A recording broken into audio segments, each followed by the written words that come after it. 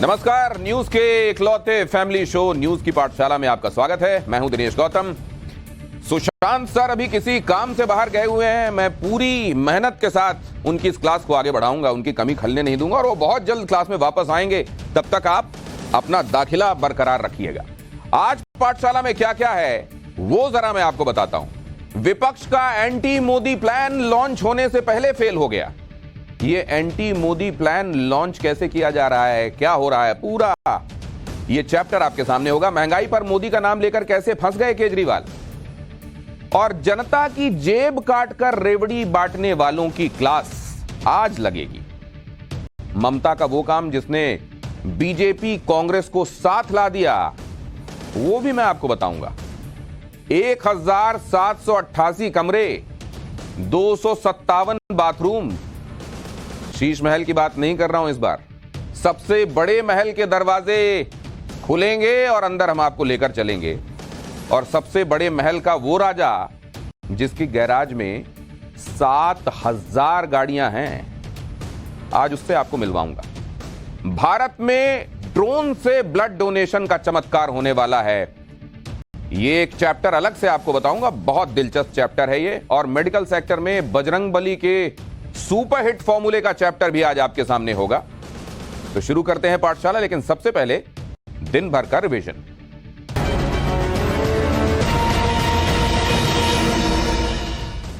प्रधानमंत्री मोदी ने आज अपने संसदीय क्षेत्र वाराणसी में चल रही G20 की बैठक को संबोधित किया। वीडियो कॉन्फ्रेंसिंग के जरिए पीएम ने सदस्य देशों के डेलीगेट्स का स्वागत किया।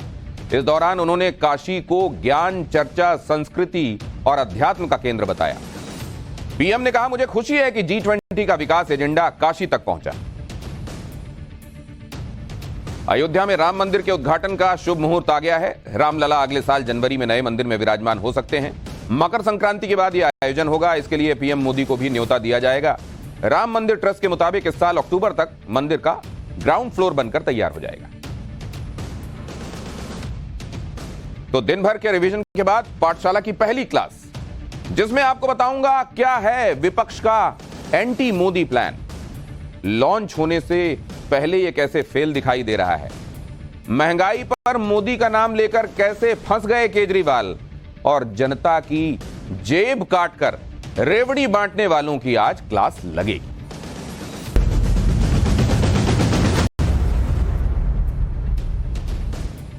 प्रधानमंत्री नरेंद्र मोदी को 2024 में हराने के लिए विपक्ष ने जो प्लान तैयार किया है, उस प्लान में ही बड़े बड़े छेद निकल आए। अगर आप देखें तो इस वक्त विपक्ष के पास नरेंद्र मोदी के खिलाफ दो ही बड़े प्लान हैं। ये बड़े प्लान क्या हैं?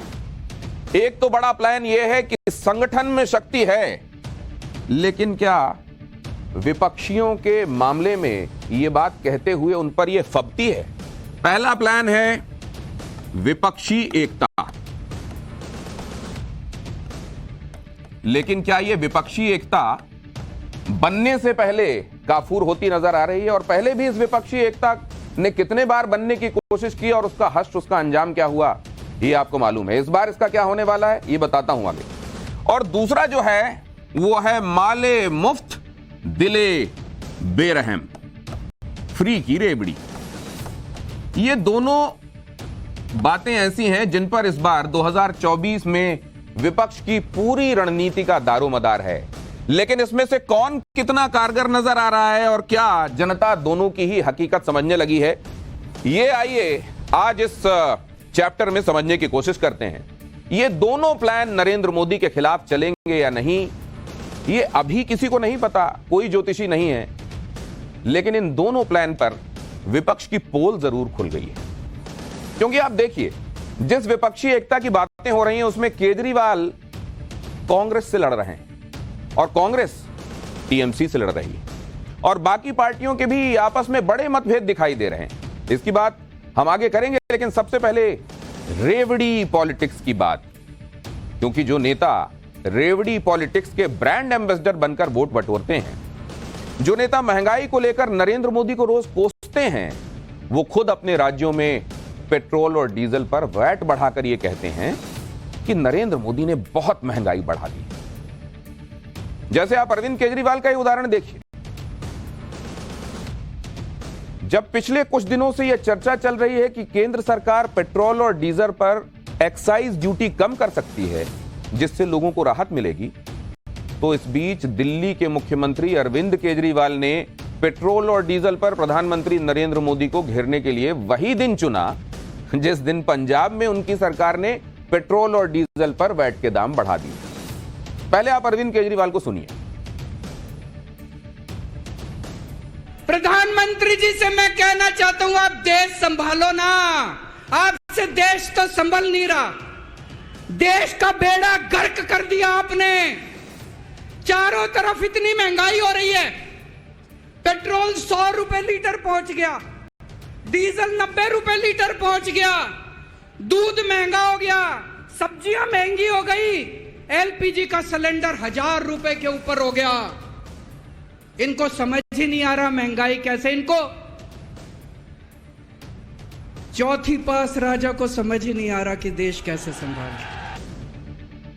जिस दिन ये बात अरविंद केजरीवाल कह रहे थे, सामने माइक लगा हुआ है लेकिन इतने जम के कह रहे थे कि माइक नहीं होता तो भी लोगों तक पहुंच जाती है बात, उसी दिन उनकी सरकार जो पंजाब में है उसने वैट बढ़ाया। महंगाई के मुद्दे पर विपक्ष का डबल गेम इससे नुमाया होता है।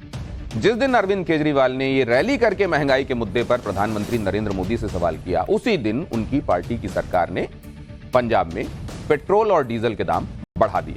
अब ये कैसे बढ़ाए ये भी जरा आपको देख लेना चाहिए। पंजाब में आप जानते हैं मान सरकार है यहां पर, और ये रैली में जो कहा गया वो आपने सुना, लेकिन पंजाब में वैट बढ़ा दिया गया। आपको मालूम है कि जो पेट्रोल और डीजल की कीमतें होती हैं उसमें एक बेसिक कंपोनेंट होता है, इसके साथ एक्साइज होता है जो कि केंद्र सरकार जिसके जरिए पैसे जुटाती है, और साथ में होता है वैट।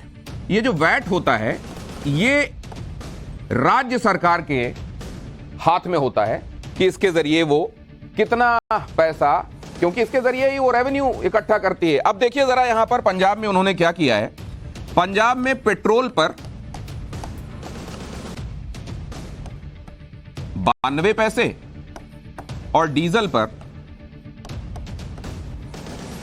88 पैसे उन्होंने वैट के बढ़ा दिए। ये जो आपको पैसों के तौर पर दिखाई दे रहा है ना वैट में, जब आप लीटर्स में डीजल और पेट्रोल डलाने के लिए जाते हैं तो ये पैसे कितने असर वाले होते हैं मुझको आपको बताने की आवश्यकता नहीं है। और अब पेट्रोल और डीजल में ये जो इजाफा किया गया वैट के तौर पर, उससे पंजाब में और जो पड़ोस के राज्य हैं मसलन हरियाणा और हिमाचल, वहां पर प्राइसेस में क्या फर्क हुआ जरा वो देखिए।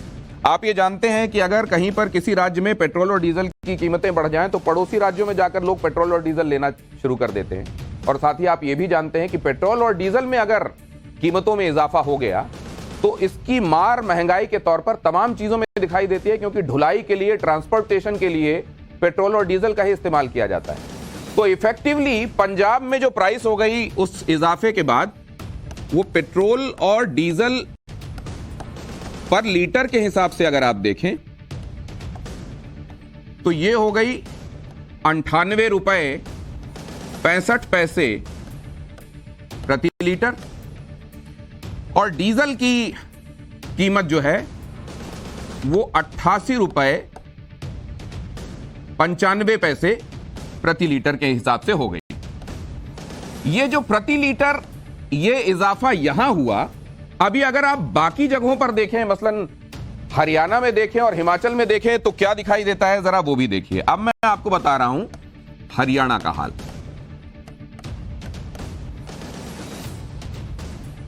हरियाणा में यह कीमत जाहिर है कम हो जाती है पेट्रोल के मामले में 96.93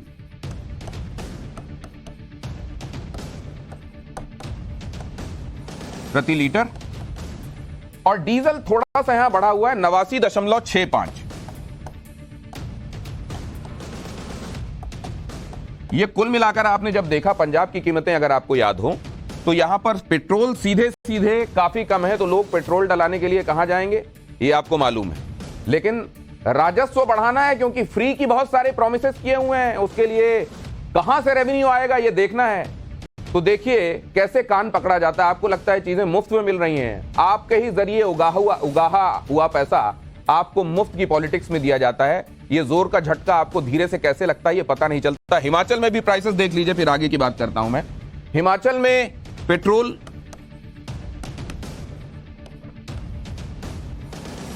97 रुपए 24 पैसे और डीजल यहां काफी कम है, 86 रुपए 30 पैसे।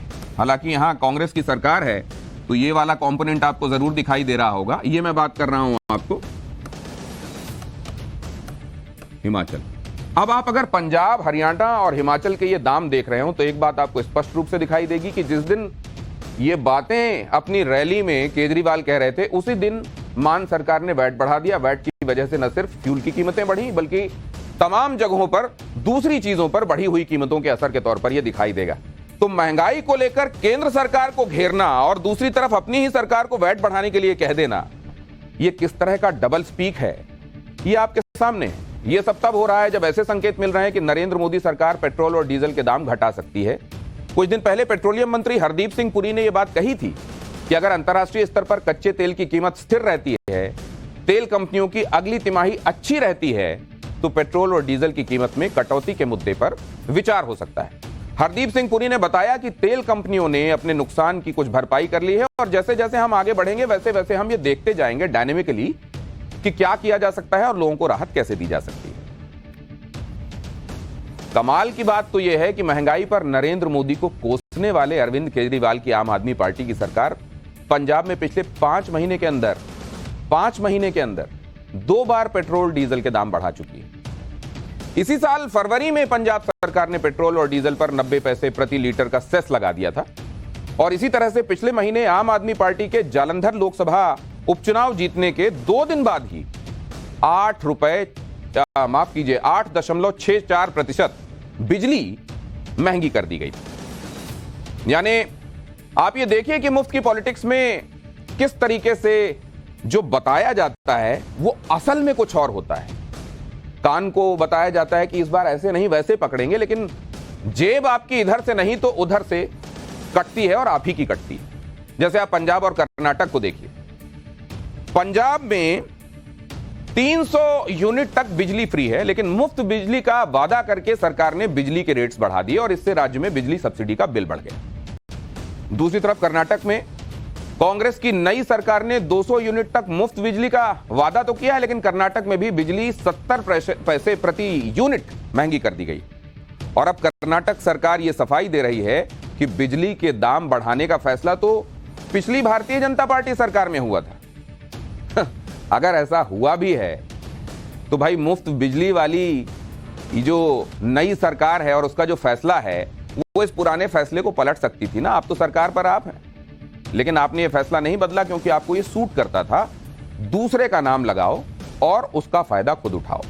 मुफ्त की पॉलिटिक्स का चमत्कार यही है, जनता से ही पैसे लेकर जनता को ही मुफ्त की रेवड़ियां बांट दो और कहो कि देखो हमने आपके लिए किस तरीके से आपकी एक महत्वपूर्ण जरूरत की चीज को फ्री कर दिया।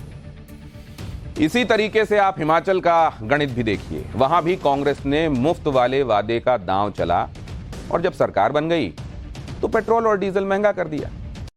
हिमाचल में अब आप बहुत साफ साफ देखेंगे इसका कैसा संबंध है। और सिर्फ यहां नहीं, ज्यादातर राज्यों में यह देखने को मिलता है कि वैट जो राज्य सरकार के हाथ में होता है। देखिए, इनको मालूम है राज्यों को कि बहुत इस मुद्दे पर घेरने के लिए केंद्र सरकार के लिए बहुत बड़ा मुद्दा है, लेकिन इस पर इल्जाम हम पर आयद नहीं होगा क्योंकि अक्सर लोग पेट्रोल डीजल की कीमतों के लिए सीधे सीधे ठीकरा केंद्र सरकार पर फोड़ते हैं। ये नहीं देखते कि वैट में कितना इजाफा हुआ। अब देखिए जरा, दिसंबर 2022, ये आपको मालूम है चुनाव हुए और यहां क्योंकि रोटियां पलट पलट कर सेकी जाती हैं चुनाव में, तो इस बार दिसंबर में हिमाचल में सरकार बन गई कांग्रेस। और अगर ये दिसंबर में नतीजे आते हैं तो फिर ऐसा क्या होता है कि अचानक आपको जनता से राहत छीनकर 1 महीने के भीतर भीतर पेट्रोल और डीजल पर वैट जो है वो महीने भर के अंदर अंदर बढ़ा दिया गया। इससे साफ यह दिखाई देता है कि जनता को राहत सिर्फ तब तक जब तक वोट चाहिए। जैसे ही वोट ले लिए 5 साल रिजर्व हो गए, उसके बाद वैट बढ़ा दिया जाए और आगे की बात की जाए। ये स्पष्ट दिखाई दिया कि जनवरी में ये जो राहत दी गई थी, ये फौरी राहत उस समय चुनाव के लिए साबित हुई और उसको वापस ले लिया गया। जो लोग महंगाई के लिए नरेंद्र मोदी को कोस रहे हैं, उन्हें इस बात का पता होना चाहिए कि पिछले साल जब नरेंद्र मोदी सरकार ने पेट्रोल और डीजल से एक्साइज ड्यूटी कम की थी, तब प्रधानमंत्री नरेंद्र मोदी ने राज्यों से भी वैट कम करने के लिए कहा था ताकि जनता को ज्यादा राहत मिल सके। लेकिन तब भी कई राज्यों ने वैट कम नहीं किया था, क्योंकि राज्य सरकारें ये चाहती ही नहीं कि वैट से होने वाली उनकी आमदनी कम हो। आय कम हो जाएगी तो मुफ्त वाले ये वादे कैसे पूरे होंगे। अब देखिए जरा, कर्नाटक के चुनाव में कांग्रेस ने यही फॉर्मूला तो अपनाया है। कांग्रेस ने फ्री वाले 5 बड़े चुनावी वादे किए, लेकिन वो जो अंग्रेजी की कहावत है ना कि there are no free lunches and dinners in this world, मुफ्त का कुछ नहीं होता, कीमत जाती है, कई बार पता नहीं चलता। कुछ भी फ्री नहीं होता, सबकी कीमत होती है। इन 5 बड़े चुनावी वादों में परिवार की महिला प्रमुख को 2000 रुपए प्रति महीना दिए जाने की गृहलक्ष्मी गारंटी थी। इसका खर्च सालाना 42,960 करोड़ रुपए, 42,960 करोड़ रुपए। सभी घरों को 200 यूनिट तक बिजली मुफ्त देने की गृह ज्योति गारंटी, इसका खर्च सालाना 15,498 करोड़ रुपए। हर ग्रेजुएट को 3,000 रुपए और हर डिप्लोमा होल्डर को 1,500 रुपए की युवा निधि गारंटी, इसका सालाना खर्च 896 करोड़ रुपए। जोड़ते जाइएगा। हर व्यक्ति को हर महीने 10 किलो चावल की अन्न भाग्य गारंटी, जिस पर सालाना खर्च 5,728 करोड़ रुपए होगा। और सरकारी बसों में हर महिला को 20 किलोमीटर तक की दूरी की मुफ्त यात्रा वाली शक्ति गारंटी, जिस पर खर्च होगा 4,000 करोड़ रुपए। ये सब मिलाकर 69,000 करोड़ रुपए का सालाना खर्च है, जो राज्य के बजट का 20% से भी ज्यादा है। और अब मुफ्त के वादों पर जो खर्च है वो आएगा कहां से, इसे भी समझिए। हवा से तो आएगा नहीं, कहीं ना कहीं से तो भरपाई होगी। कहां से होगा वो देखिए। मुफ्त के चुनावी वादे पूरे करने के लिए या तो सरकार टैक्स बढ़ाती है या फिर अपनी उधारी बढ़ाएगी। यही 2 चीजें हो सकती हैं। टैक्स में जैसे प्रॉपर्टी टैक्स बढ़ा दिया जाएगा, stamp duty tax, registration fees, शराब पर टैक्स, पेट्रोल डीजल पर वैट सरकारें बढ़ा देती हैं। और अगर टैक्स नहीं बढ़ाया जाएगा तो फिर अपनी उधारी बढ़ानी होगी। कर्नाटक की अभी ओवरऑल लायबिलिटीज यानी कर्ज जो है वो 5 से 6 लाख करोड़ रुपए है। और एक्सपर्ट्स के मुताबिक इस ओवरऑल लायबिलिटी में 1.7 लाख करोड़ रुपए का इजाफा हो सकता है। इसका मतलब यह है कि राज्य पर बोझ बढ़ेगा और यह बोझ लगातार बढ़ता ही रहेगा, क्योंकि फ्री वाली पॉलिटिक्स करनी है ना। इस बोझ को कम करने के तरीके यही हैं कि राज्य की कमाई के कुछ और रास्ते निकाले जाएं या फिर सरकार अपने खर्चों में कटौती करे। और खर्चों में कटौती का मतलब यह है कि नई भर्तियों पर कैंची चलेगी, इंफ्रास्ट्रक्चर के काम पर रोड़ा आएगा, नए प्रोजेक्ट्स पर असर पड़ेगा और किसी भी पुरानी चली आ रही जनहित की स्कीम पर भी प्रभाव पड़ सकता है। लेकिन इसकी चिंता तब तक नेताओं को नहीं होती जब तक उन्हें वोट मिल रहे हों। हिमाचल में जो हुआ, कर्नाटक में जो हुआ, वही अब कांग्रेस मध्य प्रदेश जैसे राज्यों में अप्लाई करने जा रही है। मध्य प्रदेश में आज कांग्रेस की महासचिव प्रियंका वाड्रा पहुंची और एक तरह से कांग्रेस के चुनावी कैंपेन का शंखनाद किया। मध्य प्रदेश में जबलपुर में प्रियंका ने नर्मदा नदी की पूजा की। उनके हाथ में रुद्राक्ष की माला थी।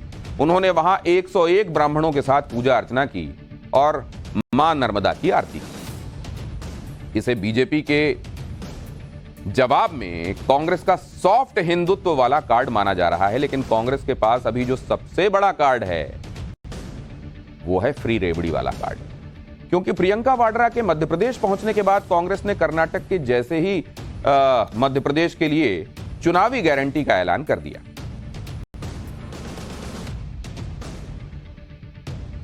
प्रियंका वाड्रा ने जबलपुर में एक रैली की। रैली में चुनाव के लिए 5 वादों का ऐलान किया। कर्नाटक में 5 वादे, यहां 5 वादे।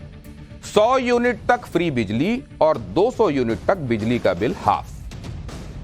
100 यूनिट तक माफ, 200 तक हाफ। गैस सिलेंडर 500 रुपए में मिलेगा। हर महीने महिलाओं को 1,500 रुपए दिए जाएंगे और पुरानी पेंशन योजना बहाल होगी। इसके साथ वादा यह भी कि किसानों की कर्ज माफी हो। इन वादों के ऐलान के साथ ही प्रियंका गांधी ने क्या कहा वो भी आपको सुनना चाहिए।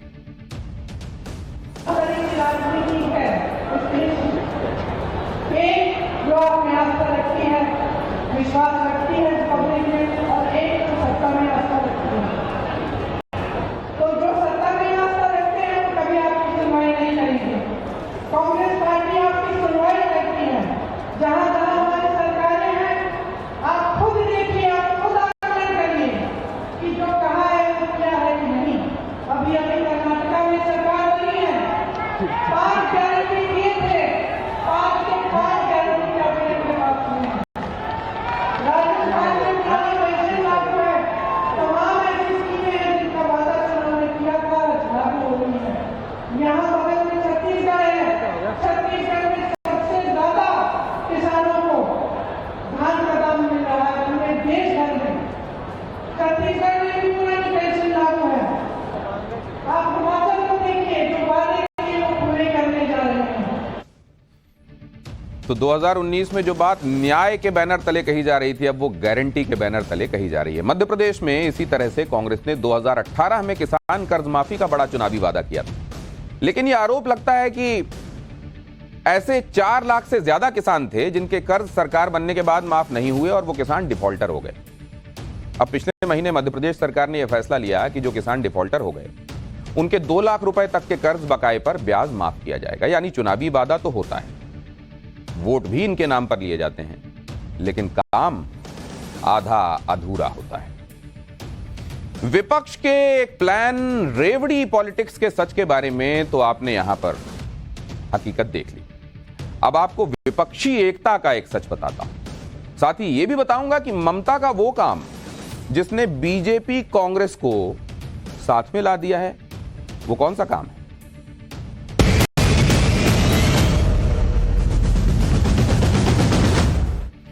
नरेंद्र मोदी को कुर्सी से हटाने के लिए विपक्ष बड़ी तैयारी में लगा है। 23 जून को पटना में बड़ी मीटिंग होने वाली है, जिसमें ममता, राहुल, केजरीवाल समेत विपक्ष के सभी बड़े नेता पहुंचेंगे। लेकिन इस मीटिंग से पहले कैसे ये सब आपस में लड़ रहे हैं वो जरूर देखना चाहिए। बंगाल में तो ममता बनर्जी के खिलाफ बीजेपी और कांग्रेस एक ही सुर में बोल रहे हैं। पंचायत चुनाव को लेकर भारतीय जनता पार्टी और कांग्रेस दोनों हाई कोर्ट पहुंच गए हैं। पश्चिम बंगाल में 8 जुलाई को पंचायत चुनाव का ऐलान हुआ है, लेकिन विपक्ष का आरोप है कि ममता पंचायत चुनाव को 2018 की तरह एक मजाक बनाना चाहती। कांग्रेस का कहना है कि पंचायत चुनाव में लोग तभी बगैर डरे वोट डाल सकते हैं जब केंद्रीय बल तैनात हो जाए। यहां केंद्रीय बलों पर यकीन है कांग्रेस ने कहा कि 2018 के पंचायत चुनाव सभी को याद है। 34% लोग तो डर के मारे वोट ही नहीं डाल पाए थे और टीएमसी बगैर किसी चुनौती के 20,000 सीटों पर जीत गई थी, क्योंकि दूसरी पार्टियों के लोग नॉमिनेशन तक फाइल नहीं कर पाए। सुनिए कांग्रेस नेता अधीर रंजन चौधरी क्या कह रहे हैं। वो आशंका सही साबित हो रहे हैं। सिर्फ मुर्शिदाबाद नहीं, सारे बंगाल में सत्तारूढ़ पार्टी अपने पुलिस बल पर अपने गुंडेगर्दी करते हुए ये चुनाव को, जिसमें आम लोगों के भाग लेना अधिकार है, ये अधिकार आम लोगों को नहीं देना चाहते और इसी के चलते सारे बंगाल में इस तरीके की माहौल पैदा किया जा रहे हैं, जहां भय, भेद, आतंक और अत्याचार, हिंसा और तनाव की स्थिति तय हो चुके हैं। पुलिस यहाँ चुप्पी साधी हुई है। बंगाल के जो इलेक्शन कमिश्नर, वो भी ये सरकार की ये एक नुमाइंदे माना जाते हैं। सरकार की चापलूसी करना उनका फर्ज बनते हैं। वो उनके कोई दम नहीं है, कोई क्षमता नहीं दिया गया है। इसलिए हम लोग शुरू के दिन से गुहार लगाते आ रहे हैं कि किसी ना किसी तरीके से अगर सेंट्रल फोर्स को तैनात किया जाए तो आम लोग चुनाव में निडर होकर शिरकत कर पाएंगे। नहीं तो बंगाल में इस तरीके की दहशतगर्द ये चलते रहेंगे। तो भाई विपक्षी खेमे में कांग्रेस और टीएमसी महत्वपूर्ण धड़े हैं ना। अब उनके बीच कितनी एकता है यहां आपको दिखाई दिया। उधर आप देखिए कि मुफ्त के वादों वाली पॉलिटिक्स का क्रेडिट लेने के लिए कांग्रेस और केजरीवाल की टीम में लड़ाई चल रही है। कर्नाटक में महिलाओं को बस में मुफ्त सफर की योजना शुरू हुई तो राहुल गांधी ने इस पर ट्वीट किया और लिखा कि कर्नाटक में एक और गारंटी पूरी हुई, यानी कर्नाटक के लिए कांग्रेस ने जो 5 मुफ्त वाले वादे किए थे उसमें से एक पूरा हुआ। राहुल गांधी के ट्वीट पर आम आदमी पार्टी के सांसद राघव चड्ढा ने रिप्लाई करते हुए लिखा कि केजरीवाल का असर देखिए, देश की सबसे पुरानी पार्टी कांग्रेस भी उन्हें फॉलो कर रही है। केजरीवाल की गारंटी नाम से स्कीम पहली बार आम आदमी पार्टी ने लॉन्च की थी और वही स्कीम अब कांग्रेस कर्नाटक में लागू कर रही है। इस पर कांग्रेस के नेता रणदीप सिंह सुरजेवाला ने राघव चड्ढा के ट्वीट पर पलटवार किया और लिखा कि the original Congress versus fake credit seekers, यानी रणदीप सुरजेवाला ने पलटवार करते हुए कहा कि कांग्रेस के आइडिया असली हैं, किसी के उधार लिए हुए आइडिया नहीं है, और उन्होंने इशारों में राघव चड्ढा को फर्जी क्रेडिट लेने वाला करार भी कर दिया। तो विपक्षी एकता का ये दूसरा महत्वपूर्ण उदाहरण मैं आपको दिखा रहा हूं, जहां केजरीवाल और कांग्रेस आपस में एक दूसरे की तरफ बंदूकें ताने हुए हैं। विपक्षी एकता का ये हाल है। जो अरविंद केजरीवाल देश भर में घूम घूम कर विपक्षी पार्टियों से अपने लिए समर्थन मांग रहे हैं, वो जब दिल्ली में अपनी रैली करते हैं तो किसी दूसरी पार्टी को नहीं बुलाते। केजरीवाल ने दिल्ली के रामलीला मैदान में जो रैली की, वो एक तरह से केजरीवाल का 2024 के लोकसभा चुनाव के कैंपेन का सॉफ्ट लॉन्च कहा जाएगा। इससे यह भी संकेत मिल रहे हैं कि केजरीवाल 2024 के लोकसभा चुनाव में अकेले ही खेलेंगे, क्योंकि जिस वक्त में विपक्षी एकता की बात हो रही है उस वक्त में केजरीवाल का रामलीला मैदान में रैली करना और नरेंद्र मोदी के खिलाफ राजनीति का सोलो परफॉर्मेंस देना, यह सीधा संकेत है कि केजरीवाल भले ही विपक्ष की किसी मीटिंग में पहुंच जाएं, विपक्षी एकता उनके एजेंडे में नहीं और ना ही उन्हें इससे कोई सियासी फायदा नजर आ रहा है। क्योंकि ऐसा होता तो केजरीवाल हरियाणा जाकर उस कांग्रेस के खिलाफ क्यों बोलते जिस कांग्रेस से वो समर्थन के लिए एक तरह से गिड़गिड़ा रहे थे, और कांग्रेस ने उन्हें लगभग ही नहीं बल्कि एक तरह से क्लियर कट मना कर दिया था कि केजरीवाल को समर्थन कांग्रेस नहीं देगी। केजरीवाल कुछ दिन पहले हरियाणा में एक रैली करके आए हैं और वहां पर उन्होंने बीजेपी के साथ साथ कांग्रेस को भी खूब कोसा और अपने लिए वोट मांगे। अब हरियाणा जैसे राज्यों में केजरीवाल मजबूती से लड़ेंगे तो सीधा कांग्रेस के ही वोट कटेंगे ना, जैसा गुजरात में हुआ। हरियाणा मेरी जन्मभूमि है, दिल्ली मेरी कर्म भूमि है, तो हरियाणा मेरी जन्मभूमि है। यहाँ पे सारी रिश्तेदारियां, आप में से कई लोग मेरे चाचे, कोई ताऊ, कोई भतीजा, कोई भांजा, कोई भाई, कोई चचेरा भाई, कोई ममेरा भाई, सब लोगों को मेरा नमस्कार, सबको मेरा प्रणाम। दोस्तों, इन्होंने अब 25 साल से कांग्रेस का राज है, 9 साल से बीजेपी का राज है। मैं आपसे पूछना चाहता हूं, कोई एक काम बता दो जो इन पार्टियों ने अच्छा कराओ। एक काम बता दो जी, कोई कांग्रेसियों ने अच्छा कराओ। एक काम बता दो जो कोई बीजेपी वालों ने, खट्टर साहब ने अच्छा कराओ। विपक्षी एकता, तुम्ही से मोहब्बत तुम्ही से लड़ाई, अरे मार डाला दुहाई दुहाई। यानी आप देखिए कि कांग्रेस को कैसे कोस रहे हैं केजरीवाल। कांग्रेस केजरीवाल और ममता को कोस रही है, ममता की पार्टी कांग्रेस को कोस रही है, फिर इसके बीच विपक्षी एकता की बात कैसी लगती है? इसकी पोल तो खुद विपक्षी नेता खोलते जा रहे हैं, फिर भी ये प्लान बना रहे हैं कि नरेंद्र मोदी को 2024 में हरा देंगे। और जब ये पूछा जाता है कि पीएम का चेहरा कौन होगा तो ये कहते हैं चुनाव के बाद सब तय कर लिया जाएगा। जेडीयू अध्यक्ष ललन सिंह ने कह दिया कि नीतीश कुमार पीएम उम्मीदवार नहीं है, नीतीश कुमार विपक्षी एकता में जुटे हैं और जब देश बीजेपी मुक्त हो जाएगा तो सभी पार्टियां बैठक करके तय कर लेंगी कि देश का मुखिया कौन होगा। नीतीश कुमार जी देश के प्रधानमंत्री के उम्मीदवार नहीं हैं।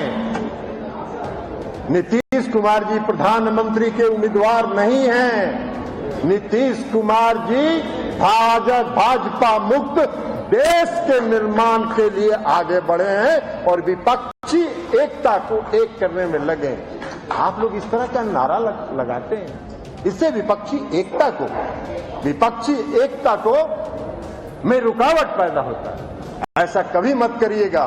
हम पार्टी के कार्यकर्ताओं से आग्रह करेंगे, पूरे प्रदेश के कार्यकर्ताओं से आग्रह करेंगे कि जब चुनाव हो जाएगा, यह देश भाजपा मुक्त हो जाएगा, जिस तरह पटना में सभी पार्टी बैठकर आगे की रणनीति तय करेंगे, उसी तरह चुनाव के बाद सभी पार्टी बैठकर तय करेंगे कि इस देश का मुखिया कौन होगा, और जो भी होगा इस देश में लोकतंत्र को स्थापित करेगा, पुनः उसको स्थापित करेगा। यही संकल्प है हम समूह के नेता का। अब ललन जी को इतना जोर देकर ये बात क्यों कहनी पड़ रही है? लेकिन जो लोग नरेंद्र मोदी को हराने के सपने देख रहे हैं, उनकी लोकसभा में खुद अपनी कितनी ताकत है, कितनी हैसियत है, ये भी तो देखना आवश्यक है ना। देखिए जरा क्या स्थिति है इस मामले में जेडीयू की। यहां बड़ा जोर देकर यह कहा जा रहा है कि नीतीश कुमार वो चेहरा नहीं होंगे पीएम का। ये वैसे ही है जैसे कोई ये कहे कि मेरे झोले में कितने आलू हैं, अगर तुम ये बता दो तो झोले में जो भी चीज है वो मैं पूरी की पूरी तुमको दे दूंगा। यहां छिपाने वाली क्या बात है? सबको मालूम है कितनी महत्वाकांक्षा है नीतीश कुमार की। लेकिन नीतीश कुमार जेडीयू, अब इसकी परफॉर्मेंस 2019 में कैसी थी, जाहिर है उससे ये आकलन होगा कि इस बार वो क्या करने वाले हैं। इनके 16 सांसद, ये 16 सांसद तब थे जब जेडीयू एनडीए की एक तरीके से हिस्सा थी। नरेंद्र मोदी के चेहरे पर उन सांसदों को भी वोट मिला था जो जेडीयू की टिकट पर चुनकर आए थे, क्योंकि यह मालूम था कि आखिरकार ये नरेंद्र मोदी का हाथ मजबूत करने के लिए ये सांसद चुने जा रहे हैं। इस बार क्या हाल होगा? अब साथ में एनडीए का हिस्सा तो है नहीं, वो आप अंदाजा लगा सकते हैं। अब दूसरी पार्टी वहां जिसके साथ इस समय सरकार चल रही है, उसके अपने कितने सांसद हैं? और इसीलिए प्रशांत किशोर जब कई बार ये कहते हैं कि शून्य सांसद वाले लोग भी इस तरीके के सपने देखते हैं तो हैरानी होती है। ये इस वजह से होता है। अब इसी तरीके से आप जरा उत्तर प्रदेश भी आ जाइए। उत्तर प्रदेश में आपको याद होगा बुआ और बबुआ साथ में आ गए थे। बड़ी हैरानी हुई थी कि अरे वाह, ऐसा भी सियासत में होता है। और उसके बूते जो सांसद चुने गए थे, ये सांसद भी, लेकिन आने वाले दिनों में जब उपचुनाव हुए तो ये 2 सांसद वहां भी गंवा बैठे, और इस तरीके से 5 में से। और अब ना बुआ और बबुआ तो साथ में है नहीं, तो ना जेडीयू पहले वाली जेडीयू है और ना यहां पहले वाली स्थितियां हैं उत्तर प्रदेश में। और इसमें बात यह कही जा रही है, अखिलेश यादव कह रहे हैं कि अगर आपको भारतीय जनता पार्टी को केंद्र से हटाना है तो आप उत्तर प्रदेश की 80 सीटें जो हैं, उन 80 सीटों में भारतीय जनता पार्टी को गायब कर दीजिए, तो भारतीय जनता पार्टी केंद्र से समाप्त हो जाएगी। ये 80 सीटों की बात कौन कर रहा है?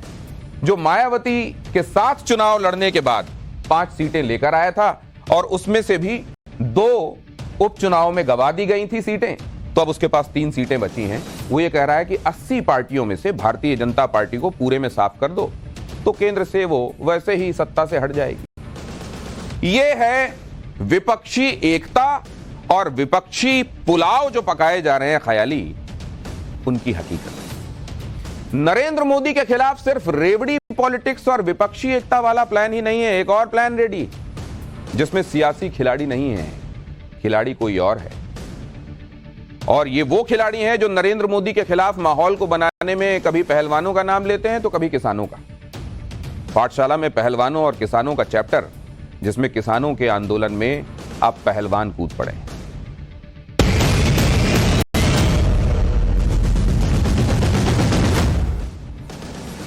पिछले दिनों पहलवानों और सरकार के बीच जो बात हुई, उससे यही लगा कि इस मामले में कोई रास्ता निकल आएगा, क्योंकि दोनों पक्ष इस बात पर सहमति जता चुके थे कि 15 जून तक कोई विरोध प्रदर्शन या आंदोलन नहीं होगा।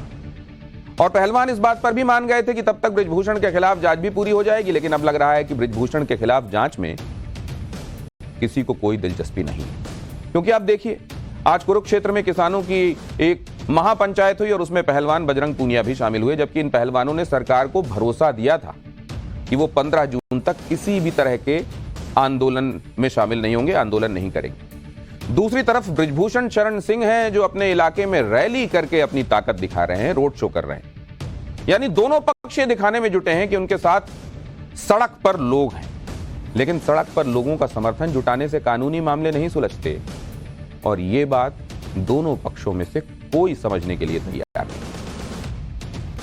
अब आप पहलवानों को ही देख लीजिए। पहलवान चाहते तो अभी किसी आंदोलन से बच सकते थे, क्योंकि उनकी सरकार से बातचीत चल रही है और उनकी मांगें सरकार ने मानी भी हैं। फिर भी पहलवानों के आंदोलन के बड़े चेहरे बजरंग पूनिया आज कुरुक्षेत्र में किसानों के आंदोलन में पहुंच गए। हरियाणा के कुरुक्षेत्र में किसानों ने आज हाईवे जाम कर दिया। किसानों की मांग है कि सरकार सूरजमुखी के बीज को मिनिमम सपोर्ट प्राइस पर खरीदे। किसानों के इस प्रदर्शन में बजरंग पूनिया भी पहुंचे। बजरंग पूनिया ने कहा कि वो किसान फैमिली से हैं और इसलिए यहां पर किसानों का समर्थन करने आए।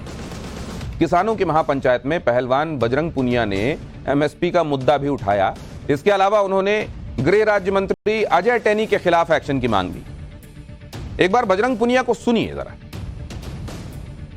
क्योंकि मैं खुद किसान का बेटा हूं, आप लोगों के बीच में आके जो ये अपने हक की लड़ाई जो लड़ी जा रही है एमएसपी को लेकर, हम अपनी फसलों का एक जो न्यूनतम मूल्य है वो ले रहे हैं, ताकि हम कुछ एक्स्ट्रा ले रहे हैं। तो मैं यहाँ से सरकार से भी अपील करता हूँ कि जो हमारी फसलों का न्यूनतम मूल्य है वो हमें मिलना चाहिए। और जितने भी एक घटना हुई थी पीछे यूपी में, जो अजय मिश्रा है जी, जो उनके मंत्री हैं, उनके ऊपर कोई भी एक्शन नहीं हुआ अभी तक। जैसे हम बृजभूषण के खिलाफ लड़ रहे हैं, वैसे ही पहले हमारे किसान भाई सभी टैनी के खिलाफ लड़ रहे थे। अभी तक कोई भी एक्शन उनके खिलाफ नहीं लिया गया है, दोनों लोगों के खिलाफ। तो यही चीज है कि भाई हम इकट्ठा हो गए, जो एक ताकत हम एक साथ मिलकर जो एक ताकत दिखा सकते हैं, वो हम अलग अलग होकर नहीं दिखा सकते। हमें बोलने का इतना नहीं पता, क्योंकि आज तक हमने ट्रेनिंग करी थी, सिर्फ देश के लिए मेडल जीतते थे। लेकिन यहाँ के जब आप लोग रोडों पे दिखते हैं, रोड पे खड़े दिखते हैं, तो दुख होता है मन में। अब आप सोचिए कि बजरंग पूनिया पहलवानों के मामले में बोल रहे थे, अचानक किसानों के मामले में क्यों आ गए, और बृजभूषण के अलावा दूसरे मुद्दों पर उनके बोलने का क्या तुक है। अगर बृजभूषण का मुद्दा नहीं होता तो एक बार यह भी कहा जा सकता था कि हरियाणा के खिलाड़ी होने के नाते वो किसानों का समर्थन कर रहे हैं, इसमें कुछ गलत भी नहीं है। लेकिन समर्थन सिर्फ एमएसपी की बात तक रहता तो भी समझ में आता। इसमें वो दूसरे मुद्दे भी जोड़ दिए गए जो किसान आंदोलन के वक्त उठे थे और जिनका इस्तेमाल किसान आंदोलन वाले नेता करते रहे हैं। किसान आंदोलन करने वालों का एजेंडा ही क्लियर है कि नरेंद्र मोदी के खिलाफ माहौल बनाना है। लेकिन बजरंग पूनिया का मुद्दा तो बृजभूषण तक सीमित था। अब वो केंद्र सरकार के मंत्रियों और बीजेपी के दूसरे नेताओं की भी बात करने लगे। इससे लोगों को कहने का यही मौका मिलेगा कि पहलवानों के नाम पर खूब राजनीति हो रही है। अब आप ये देखिए कि किसानों के नाम पर फिर से वही माहौल बनाने की कोशिश की जा रही है जो कृषि कानून के वक्त किया गया था। अब 2024 का चुनाव करीब है तो पूरी ताकत लगा दी गई। किसानों की महापंचायत में किसान नेता राकेश टिकैत भी पहुंचे। उनकी बातों से ही संकेत मिल जाता है कि मामला अभी और बढ़ने वाला है। सुनिए राकेश टिकैत को। इस आंदोलन को आगे बढ़ाएंगे। ये आंदोलन आगे बढ़ेगा, ये पूरे देश में आंदोलन बढ़ेगा। आपने कहा कि पूरे देश की नजरें यहाँ पर हैं। हाँ। और क्या पूरा किसान भी एक देश का एक साथ है? बिल्कुल साथ में है। एमएसपी के सवाल पे पूरा देश एक जगह है। क्या फैसला यहाँ पर हो सकता है? आपने कहा अभी लोकल कमेटी है, उसका फैसला जो भी आएगा हम उसके साथ में। पहले ये है कि जितने भी किसान लीडर बंद हैं उनकी रिहाई हो और एमएसपी पर खरीद हो। दो सवाल यहाँ पे खासकर के सूरजमुखी पे। क्या हरियाणा सरकार कह रही है कि सबसे ज्यादा पैसा सूरजमुखी के लिए हम दे रहे हैं, फिर भी किसान आंदोलन यहाँ कर रहे हैं? इसमें कुछ राजनीतिक लोग हैं? नहीं, राजनीति का भारत सरकार ने रेट निर्धारित किया, हम वही किसान मांग रहा है, वो दे दें। ये वही किसान नेता हैं जिन्होंने पहलवानों से कहा था कि उनका आंदोलन अब खाप से जुड़े नेता संभालेंगे। पहलवानों का मामला तो अभी 15 जून तक शांत है, लेकिन इसके बीच ही किसान आंदोलन के नाम पर माहौल बनाया जा रहा है। 14 जून को हरियाणा बंद का ऐलान किया गया है। पहलवानों ने कहा है कि 15 जून तक मांगे नहीं मानी गई तो आंदोलन करेंगे। एक पक्ष के ऐसे तेवर देखकर बृजभूषण को भी लग रहा है कि वो भी अपनी ताकत दिखाएं और उन्होंने अपने इलाके गोंडा में अपनी ताकत दिखा भी दी, रैली और रोड शो भी कर दिया। क्योंकि आप देखिए वही बृजभूषण हैं जिन्हें अयोध्या की रैली कैंसिल करनी पड़ी। अब बृजभूषण न सिर्फ गोंडा में रैली कर रहे हैं बल्कि खुद कैसरगंज लोकसभा सीट से अपनी उम्मीदवारी भी घोषित कर दी। सुनिए बृजभूषण। आप इलेक्शन लड़ेंगे 2024 का या नहीं? भाई क्यों नहीं लड़ेंगे? इलेक्शन क्यों नहीं लड़ेंगे? इलेक्शन लड़ेंगे, कैसरगंज लोकसभा से ही इलेक्शन लड़ेंगे। और वैसे तो पार्टी सर्वोच्च है, पार्टी का हर आदेश मान्य है। पार्टी लड़ाएगी तो लड़ेंगे, पार्टी कहेगी नहीं लड़ना है तो नहीं लड़ेंगे। अपनी बात भी कह दी, साथ में कह दिया कि पार्टी जो कहेगी वो करेंगे। पाठशाला में अब दुनिया से सबसे बड़े महल वाले राजा का चैप्टर, वो महल जिसके दरवाजे खुलने पर आपके होश उड़ जाएंगे। इस महल में रहने वाला वो राजा जो बाल कटवाने पर ही 16 लाख रुपए खर्च कर देता है और जिसके पास गाड़ियां इतनी हैं कि गिनते रह जाइएगा।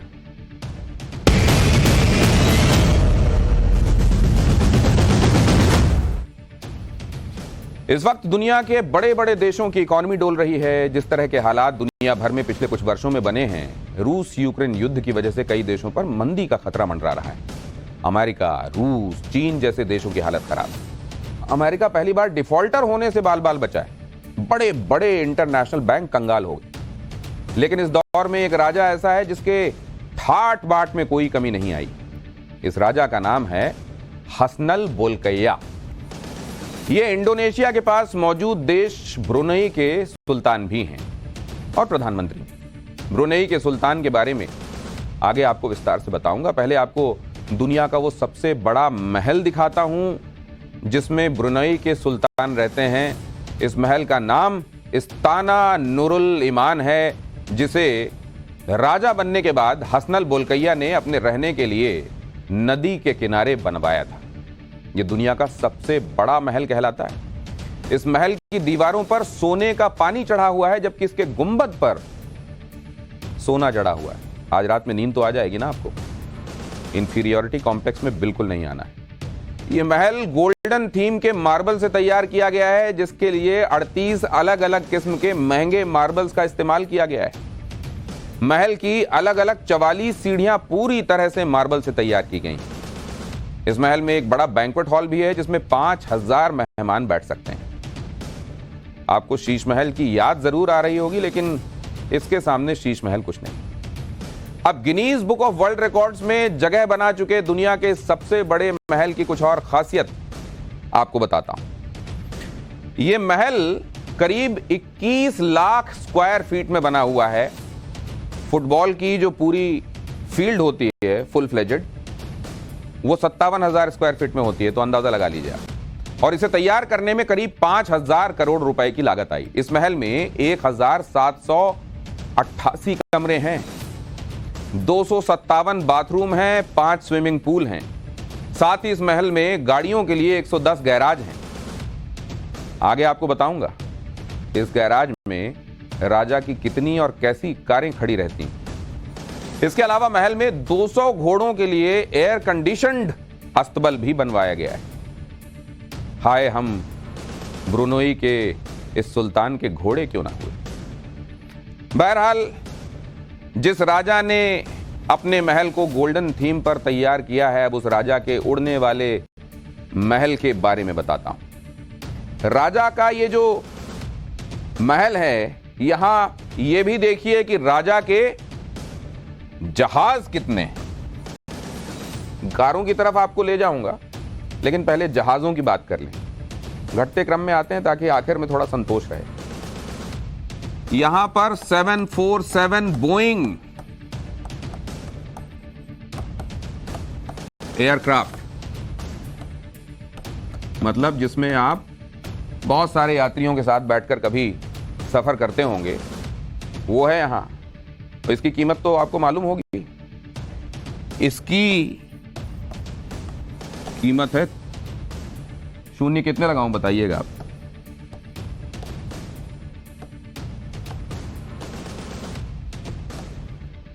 $3,000 करोड़ रुपए, 3,000 करोड़ रुपए का ये बोइंग। अब यहां पर महल में जाहिर है इसको मेंटेन करने पर भी खर्च होता होगा, रेनोवेशन पर खर्च होता होगा। वो 45 करोड़ आपके दिमाग से आप निकाल दीजिए, क्योंकि यहां जो रेनोवेशन पर खर्च होता है, मरम्मत पर, महल पर होने वाला ये जो खर्च है, ये 45 करोड़ का नहीं है, ये रेनोवेशन पर होने वाला खर्च है 1000 करोड़ का। तो आलीशान की बात हो तो ऐसी आलीशान की बात हो, वरना फिर आलीशान तो सिर्फ कहने का आलीशान है। वैसे एक बात यह भी है कि हर एक ऊंट के लिए कोई पहाड़ जरूर होता है। आप सोच रहे होंगे कि राजा ने आखिर जहाज के रेनोवेशन पर 1000 करोड़ रुपए क्यों खर्च कर दिए? दुनिया के सबसे बड़े महल में रहने वाले राजा ने अपने उड़न खटोले पर सोने का पानी चढ़ाया है, ये क्यों हुआ? जहाज में राजा के बेडरूम और दफ्तर की वॉल भी गोल्डन फिनिशिंग की है। इस जहाज में सोने का वॉश बेसिन है, आलीशान गोल्ड प्लेटेड विंडो है। इतना ही नहीं, जहाज के फ्लोर पर सोने के तारों वाली कालीन भी बिछाई गई। इस सोने के उड़ते महल के अलावा ब्रुनेई के राजा के पास एक बोइंग 676-200 है, एक एयरबस A340-200 है और 2 सिरोस्की हेलीकॉप्टर भी हैं। खबर है कि उन्होंने अपनी बेटी को उसके जन्मदिन पर एयरबस A340 भी तोहफे में दिया था। अब यहां ग्रीटिंग कार्ड देने से ही काम चलाना पड़ता है। दुनिया के सबसे बड़े महल में रहने वाले ब्रुनेई के राजा अपने शौक के लिए किस तरह पानी की तरह पैसा बहाते हैं, अब उससे जुड़ा एक किस्सा बताता हूं। कई रिपोर्ट्स में दावा किया गया कि ब्रुनेई के राजा हर महीने बाल कटवाने पर, ठीक सुन रहे हैं आप, बाल कटवाने पर 16 लाख रुपए खर्च कर देते हैं। एक महीने में तो हम बाल हमारे उतने बढ़ते भी नहीं, हम दोबारा जाकर कटिंग कराएं। 16 लाख रुपए एक महीने में बाल पर खर्च। उनके बाल काटने के लिए महीने में 2 बार लंदन से प्राइवेट चार्टर्ड प्लेन से हेयर स्टाइलिस्ट आता है। हमारे आपके जैसा नहीं कि कहीं ईंट पर बैठकर भी कटवा लिया तो कहा कि इटालियन सैलून में बैठ के कटवाया था। इस हेयर स्टाइलिस्ट को ब्रुनेई के सबसे महंगे होटल में ठहराया जाता है और मोटी फीस भी मिलती है। मैंने आपको बताया कि ब्रुनेई के राजा ने अपने महल में 110 गैराज भी बनाए। तो अब गैराज बनाए हैं तो गाड़ी खड़े करते होंगे ना। अब बताता हूं कि इन गैराज में खड़ी करने के लिए राजा के पास कितनी गाड़ियां हैं। ये हिसाब जानकर भी आपके होश उड़ जाएंगे। बहरहाल सपने अच्छे आएंगे, इसलिए रात में आपको बता देता हूं, क्योंकि कहा जाता है जो आप देखिए पढ़िए वही आपको सपने में आता है। कारें, यहां पर एक आध अगर किसी के पास लग्जरी कार आ गई तो अक्सर हम ये देखते हैं कि उनमें से कुछ लोग नशे में धुत होकर बेचारे फुटपाथ वालों पर चढ़ा देते हैं। यहां पर कितनी लग्जरी गाड़ियां हैं वो गिनिएगा। इकाई, दहाई, सैकड़ा, हजार, 7000 लग्जरी गाड़ियां। ये लग्जरी गाड़ियों में कौन कौन सी हैं ये भी आपको बताऊंगा, वो भी देखेंगे आप तो आनंद आ जाएगा। और ये जो इनकी जो गाड़ियों की कीमत है, कुल गाड़ियों की, ये कुल कीमत है 34,000 करोड़ रुपए। ये अपनी तो आदत है ना, ये 1000 के बाद ये कर देने की, इससे ज्यादा वाली हैसियत जिसकी होती है उसको आदत पड़ती है। तो ये 34,000 करोड़ की कीमत की 7,000 लग्जरी गाड़ियां हैं। ये गाड़ियां जो हैं वो किस किस मॉडल की हैं, किस किस मेक की हैं, वो भी सुनना है। तो चलिए, हिम्मत बाकी है तो आगे इसको भी बढ़ाते हैं। इसमें दुनिया की सबसे महंगी और शानदार मानी जाने वाली करीब करीब सभी कारें शामिल। कई रिपोर्ट्स में तो यह दावा किया जाता है कि 1990 के दशक में बिकने वाली सभी रोल्स रॉयस में से आधी ब्रुनेई के राजा के पास थी। इतना ही नहीं, रोल्स रॉयस के इस कलेक्शन में 2011 में उनका नाम Guinness book of world record में इस कलेक्शन के लिए दर्ज किया जा चुका है। इसके अलावा राजा के पास Ferrari, Lamborghini, Bugatti, Porsche, Bentley, Mercedes, Jaguar और BMW का भी अच्छा खासा कलेक्शन है। उन्हीं के कलेक्शन की गाड़ियां मैं आपको दिखा रहा हूं। तो यहां पर वो जो एक आध गाड़ी खरीदने के बाद रईसी में इतराने लगते हैं और दिमाग इतना खराब हो जाता है कि गाड़ी किस जिम्मेदारी के साथ चलाना चाहिए वो सब भूल कर सड़कों पर निकल जाते हैं, लोगों के ऊपर चढ़ा देते हैं। उन्हें जरा इस पहाड़ को भी देख लेना चाहिए। इसमें सबसे खास बात यह है ब्रुनेई के राजा की वो रोल्स रॉयस कार जिसमें उन्होंने खास तौर से अपने लिए तैयार कराया है, और इस कार के ग्रिल से लेकर टायरों तक पर सोने की परत चढ़ी हुई है। इसकी छतरी नुमा आकृति इसके ऊपर बनी हुई है, जिसकी मदद से इसे बग्घी का लुक दिया जाता है। छत्र होता है ना ऊपर, तो राजा वाली फीलिंग है। ब्रुनेई के राजा अपनी जनता के बीच होने वाले आयोजनों में इसी कार वाली बग्घी में सवारी करते हैं, जिसमें सब कुछ सोने सोने का ही है। और अब आपको बताता हूं ब्रुनेई के राजा के पास कुछ लग्जरी कारें जो हैं उनकी क्या खासियतें। ये जो कारें हैं इसमें रोल्स रॉयस 600 हैं, ठीक सुन रहे हैं आप। फरारी 365 हैं। लैम्बोर्गिनी, मतलब हर दिन अगर वो एक नई फरारी में चढ़े तो पूरे साल नई फरारी में चढ़ सकते हैं। Lamborghini 275, Bugatti 172, Aston Martin 258, Porsche 230, Bentley 350, Mercedes Benz 440, Audi 265, BMW 237, जगवार 225 और लैंड रोवर 183। सांस फूल गई, लेकिन ये लिस्ट खत्म नहीं हो रही। तो ये जो आपने देखा, ये इतना बड़ा जखीरा गाड़ियों का अकेले आदमी के लिए, अब पता नहीं वो रोटी कैसी खाते होंगे, उसमें भी सोने का पानी चढ़ा रहता है क्या। दुनिया के सबसे अमीर लोगों में शुमार ब्रुनेई के राजा के शौक भी अजीबोगरीब है। राजा के पास प्राइवेट चिड़ियाघर भी है, जिसमें 30 रॉयल बंगाल टाइगर हैं। इसके अलावा राजा के प्राइवेट जू में जिराफ और दूसरे जानवर भी हैं। लोगों के स्विमिंग पूल प्राइवेट होते हैं, इन्होंने पूरा जू प्राइवेट बनवा दिया है। साथ ही दुर्लभ प्रजाति के ऐसे पक्षी भी चिड़ियाघर में रखे गए हैं जिन्हें सर्कस के जानवरों की तरह ट्रेन किया गया है। ये जानवर बास्केटबॉल तक खेल लेते हैं और साइकिल भी चला लेते हैं, मतलब जू का भी मजा और सर्कस का भी। चिड़ियाघर के केयर टेकर के मुताबिक राजा जब किसी विदेशी मेहमान से मिलते हैं तो उन्हें इन जानवरों का खेल दिखाया जाता है। लेकिन क्या अपनी प्रजा में और इन जानवरों में बहुत फर्क करते हैं ये राजा साहब, ये भी आपको बताऊंगा। पैसे की तरह पानी बहाने वाले राजा की पूरी दास्तान सुनिए। 76 साल के हसनल बोलकैया ब्रुनेई के 29वें सुल्तान हैं। क्वीन एलिजाबेथ द्वितीय के बाद हसनल बोलकैया सबसे लंबे वक्त तक शासन करने वाले राजा हैं। 5 अक्टूबर 2017 को उन्होंने अपने शासन के 50 साल पूरे होने पर गोल्डन जुबली मनाई थी और 1984 में ब्रुनेई को अंग्रेजों से आजादी मिलने के बाद हसनल बोलकैया इस देश के प्रधानमंत्री भी बने हुए हैं। आपको उस देश के बारे में जानना चाहिए जिस देश का राजा दुनिया के सबसे बड़े महल में रहता है। वहां जनता की क्या हालत है। देश की जनता को अपनी मर्जी से जीने की आजादी नहीं है, क्योंकि राजा ने अपने देश में शरिया जैसा सख्त कानून लागू करने की शुरुआत कर दी है। ब्रुनेई का ऑफिशियल धर्म इस्लाम है। करीब 4.5 लाख की आबादी वाले इस देश में करीब 83% आबादी मुस्लिम है और 2015 में ब्रुनेई में क्रिसमस सेलिब्रेट करने पर भी बैन लगा दिया गया था। 2019 में ब्रुनेई में समलैंगिक संबंध बनाने वाले दोषियों को पत्थर से मारकर मौत के घाट उतारने की सजा लागू की गई।